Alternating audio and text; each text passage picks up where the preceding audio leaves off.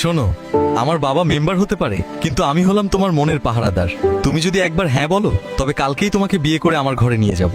আর যদি না বলো, তবে মনে রেখো, আমি কিন্তু অনশনে গিয়ে এই গাছের কচি পাতা খেয়ে জীবন পার করে দেব। তখন কিন্তু আমার এই হ্যান্ডসাম চেহারাটা শুকিয়ে কাঠ হয়ে যাবে। সেই দায় কি তুমি নিতে পারবে? এক চৈত্র মাসের বিকেলে গ্রামের মেঠো পথ দিয়ে যাওয়ার সময় বানর হঠাৎ দেখল এক সুন্দরী বানরী একটি পুকুর পাড়ে কলসি কাঁখে নিয়ে হেঁটে যাচ্ছে। রোদে বানরীর সুন্দর মুখটা লাল হয়ে আছে, আর তার সেই সাধারণ সুতির শাড়ি পরা রূপ দেখে বানর থমকে দাঁড়ালো। মেম্বার বাড়ির অহংকারী ছেলে বানর প্রথম দেখাতেই সাধারণ ঘরের মেয়ে বানরীর প্রেমে পড়ে গেল। বানর প্রতিদিন বানরীর বাড়ির পাশের রাস্তা দিয়ে প্রতিনিয়ত যাতায়াত করতে শুরু করলো। সে কখনো কখনো বানরীর জন্য দামি চকলেট বা দামি ফল গাছের ডালে রেখে আসত। বানরী প্রথমে খুব ভয় পেত, কারণ মেম্বার বাড়ির ছেলের সাথে গ্রামের সাধারণ মেয়ের প্রেম মানেই বিপদ।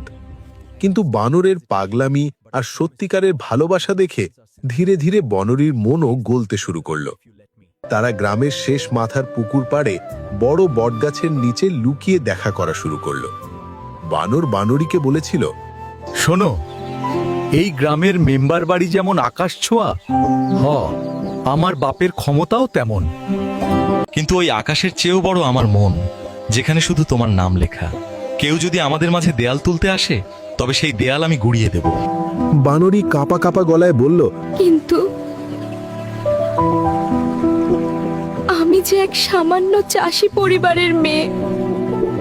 মেম্বার সাহেব যখন জানবেন আপনি মেঠো পথের এই ধুলোবালিকে নিজের ঘরের লক্ষ্মী করতে চেয়েছেন, তখন তো সর্বনাশ হয়ে যাবে। কেন আমার জন্য নিজের রাজপ্রাসাদ ছাড়তে চাইছেন? বানর বলল, আমি আমার বাবার ক্ষমতার তোয়াক্কা করি না। আমি তোমাকেই আমার ঘরের বউ করে নিয়ে যাব। কিন্তু যখন মেম্বার সাহেব এই খবর পেলেন, তখন তিনি বানরীর পরিবারকে ডেকে এনে গ্রাম ছাড়ার হুমকি দিলেন। এই সম্পর্ক মেনে নেওয়া হবে না। তোমাদের পরিবারকে গ্রাম ছাড়তে হবে। বানর তখন নিজের বাড়ি ছেড়ে বানরীর সাধারণ বাড়িতে গিয়ে উঠল। সে বুঝিয়ে দিল যে টাকা আর ক্ষমতার চেয়ে মানুষের ভালোবাসা অনেক বড়। অবশেষে বানরের ভালোবাসা আর সাহসিকতা দেখে মেম্বার সাহেব নতি স্বীকার করলেন। আমি ভুল করেছি। তোমাদের ভালোবাসার কাছে আমার অহংকার কিছুই না। আমি এই সম্পর্ক মেনে নিলাম।